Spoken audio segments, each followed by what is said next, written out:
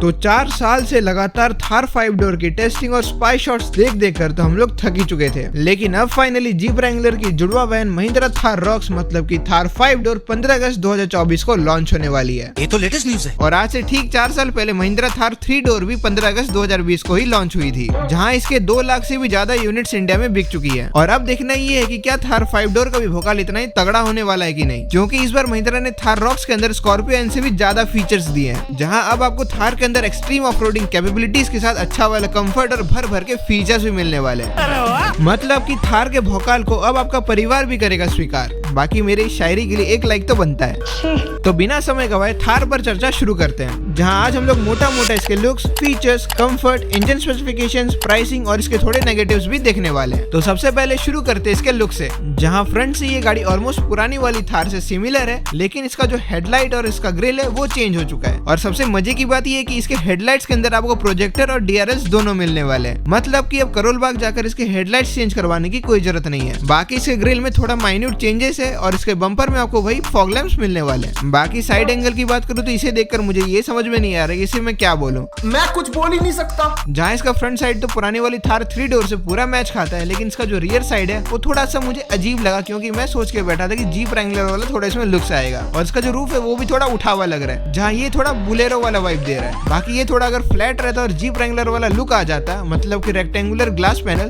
तब मजा आ जाता। लेकिन कोई बात नहीं, हम लोग सह लेंगे थोड़ा सा। बाकी इसका जो रियर डोर हैंडल है वो आपको विंडो के पास मिलेगा। बाकी साइड एंगल से एक चीज जो मेरे को बहुत ही ज्यादा पसंद है वो है इसके 19 इंचेस के एलॉय व्हील्स। तो बढ़ते इसके रियर प्रोफाइल की तरफ, और जब आप इसके रियर प्रोफाइल को देखोगे तो ये थोड़ा पुरानी वाली थार जैसा ही दिखता है, और नया वाला एलॉय व्हील तो है ही बाहर में लटकने के लिए। तो अब लुक्स के बाद इसकी थोड़ी डायमेंशंस और कद काठी देख लेते हैं। तो थार रॉक्स का जो लेंथ है वो है 3985 mm, इसका जो विड्थ है वो है 1820 mm, और जो इसका हाइट है वो है 1850 mm। बाकी इस पर आपको 226 mm का ग्राउंड क्लियरेंस मिलता है। फिर आर्टिकुलेशन के मामले में इस पर आपको मिलेगा 41 डिग्रीज का अप्रोच एंगल, फिर इसका जो डिपार्चर एंगल है वो है 26 डिग्रीज का, और तो और इस पर आपको 650 mm का वाटर वेडिंग कैपेसिटी भी मिल जाता है, जो कि टोयोटा फॉर्च्यूनर से 50 mm कम है। लेकिन कोई बात नहीं, अगर आप इस पर स्नॉर्कल्स, टायर्स और सस्पेंशन अपग्रेड जैसे मॉडिफिकेशन कर लेते हो तो इसका वाटर वेडिंग कैपेसिटी 900 mm तक बढ़ जाता है। तो अब एक्सटीरियर के बाद बढ़ते इसके इंटीरियर की तरफ, जहां इस बार महिंद्रा वालों ने तो कमाल ही कर दिया, क्योंकि इस पर अब आपको मिलेगा स्कॉर्पियो एन से भी ज्यादा फीचर्स और कंफर्ट। जहां इसके डैशबोर्ड में आपको वो सर्कुलर वाला थार वाले एसी वेंट्स तो मिलेंगे ही, लेकिन अब ये ऑफर करेगी ऑल न्यू 10.25 इंचेस का infotainment system with wireless Apple CarPlay और एंड्रॉइड ऑटो। फिर इस पर आपको 360 डिग्री कैमरा और एड्रोनॉक्स वाला फीचर भी मिल सकता है, और तो और इसके अंदर आपको मिलने वाला XUV700 वाला डिजिटल इंस्ट्रूमेंटल क्लस्टर और स्टीयरिंग व्हील। फिर आपको इसके अंदर मिलने वाला लेवल 2 का एडास, हरमन कार्डन का 8 से 9 स्पीकर वाला साउंड सिस्टम, और जो इसका सबसे मेन प्लस पॉइंट है वो है बड़का वाला पैनोरामिक सनरूफ। बाकी इस पर आपको अब 6 एयरबैग जैसे सेफ्टी फीचर्स भी मिल सकते हैं। और ऑफ रोड कंट्रोल्स के लिए अब आपको थार रॉक्स के अंदर मिलेगा इलेक्ट्रॉनिक 4x4 स्विच और डिफरेंशियल लॉक। बाकी जिप जैप जूम वाले ड्राइविंग मोड्स तो है ही, मतलब कि महिंद्रा का इको मोड, स्पोर्ट्स मोड और सिटी मोड। बाकी अब आपको रियर सीट में मिलने वाले डिसेंट वाला लेग रूम और कंफर्ट, और मेन बात चढ़ने उतरने के लिए अब आपका पर्सनल डोर भी रहेगा। लेकिन अब देखो कि इसका इंटीरियर लाइट कलर के मटेरियल से बना हुआ है, मतलब कि जैसा कि एक ऑफ रोडर है तो इसके इंटीरियर के गंदे होने का चांसेस बहुत ज्यादा बढ़ जाता है। तो मेरे हिसाब से तो इसका इंटीरियर डार्क कलर का होना चाहिए था, जैसे कि ब्राउन या फिर ब्लैक, जैसा कि आपको स्कॉर्पियो और पुरानी वाली महिंद्रा थार में देखने को मिलती है। स्मार्ट है।